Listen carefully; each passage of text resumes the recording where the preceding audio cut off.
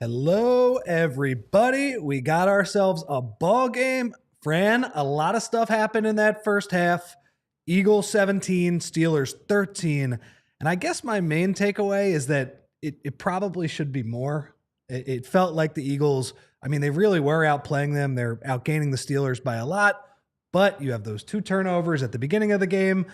Steelers cash in for 3 points there. And then the end of the half, the Steelers have that long drive.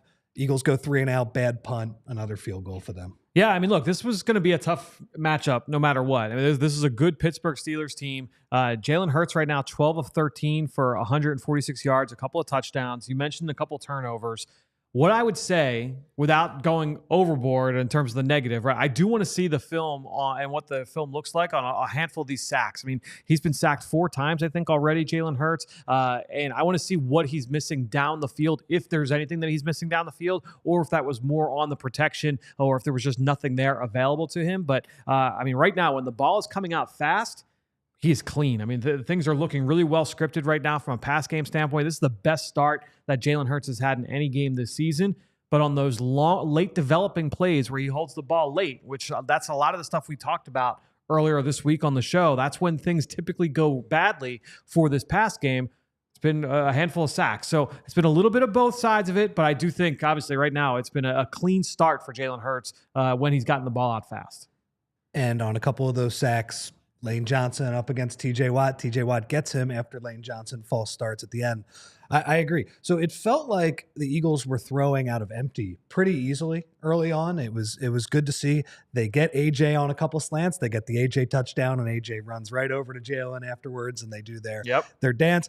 A big third down touchdown by Jalen to DeVonta. We had Vinny in the other room. He called it. I think they ran a little shallow motion, and then they go back to DeVonta on the slant. When it was good, what stood out to you? Just finding ways to get the ball out of his hands fast, and that touchdown to DeVonta Smith, that is the same play that the Eagles ran for the Grant Calcaterra touchdown last week, where he's running on the DeVonta Smith touchdown, where he's running the corner route, and you had AJ and Jahan Dotson working on the outside, and they ran that little rub route. This time, because of the coverage being a little bit different, and it was man-to-man, or it was zone coverage, he was able to work that rub route to DeVonta Smith. It was a creative way to get to a same play that they ran a week ago. But I think when you're talking about empty, you're talking about play action, you're talking about run pass option, those are different ways to be able to get the ball out of the quarterback's hands in a really quick fashion. Because when you line up in empty, you spread the defense out, you can dictate matchups, you can decipher coverage easier. So that's a really good way from the coaches to say, okay, this is a way to just give Jalen some information before the snap to allow him to make faster reads with the football. And so to me, again, speaking of 12 of 13 start for Jalen Hurts, a number of these throws, we'll have the numbers in totality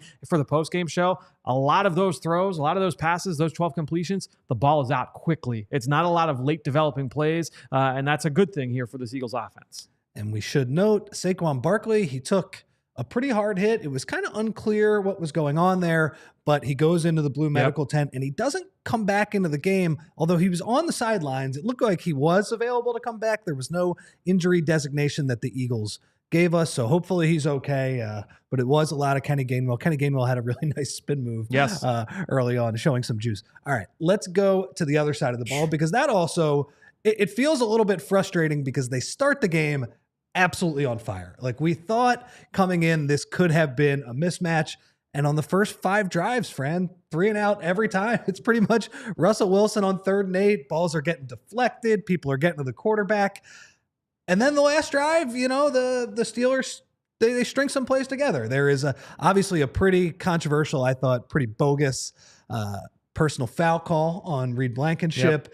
CJ Gardner-Johnson, could he have swatted that ball on third down? It wasn't a ton of heat coming out of Russell Wilson's hands, but Freiermuth catches the touchdown. What have you seen, both good and bad, from the defense in the first half? 0.2 yards per play in the first quarter is a pretty good start to the day for the Eagles defense. I think when you're looking at this group, they are playing really tight coverage on the back end. I really love that we've been able to see a lot of all 22 from the Eagles defense in these replays from Tom Brady and that broadcast crew, because especially on third down, we've gotten to see what they're doing, where basically when the Pittsburgh Steelers come out in these 3-by-1 looks, the Eagles, they're always going to start pretty much every play, Rich, with a too high safety look.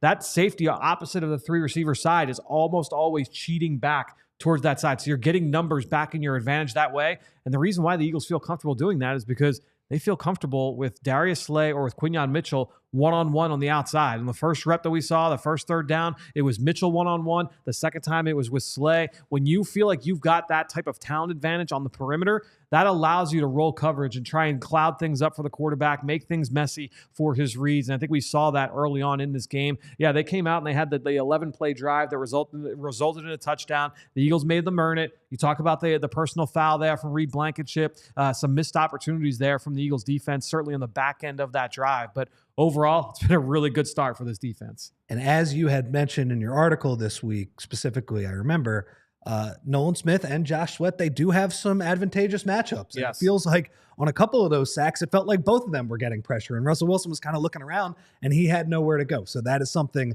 I think, Nolan Smith actually makes a huge sack on that final drive, but Russell Wilson does a good job getting like 10, 12 yards to put Boswell back in field goal range. Yeah, I mean, overall, I think you would take on a play-by-play basis, you would take what the Eagles did in that half, showing the passing game looking good. But this is how the Steelers stay in games, man. 2 turnovers, costly peanut punch by TJ Watt on Jalen Hurts. Now, I will say Jalen Hurts almost gave up another one. Yeah. Lane Johnson got beat. Nice job by Jalen to hold on to the ball on that one, and then Cooper DeJean fumbles. That's part of it.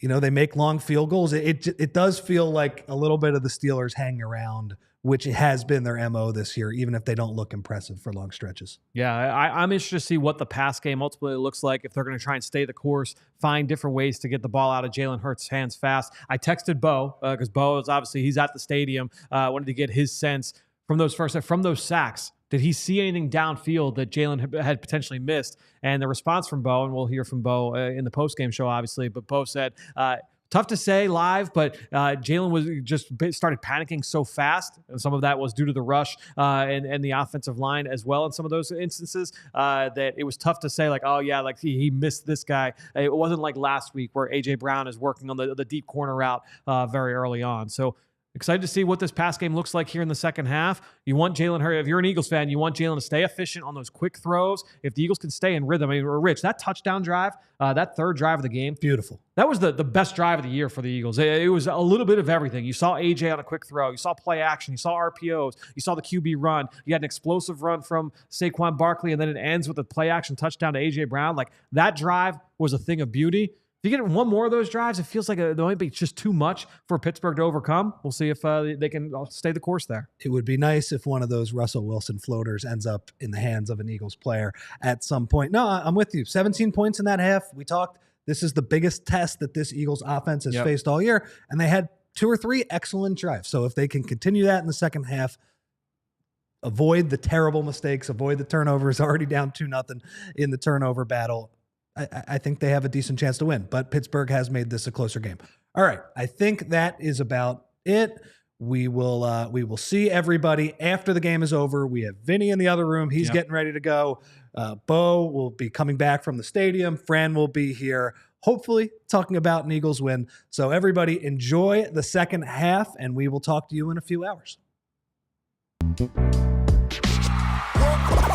all silly like the mayor.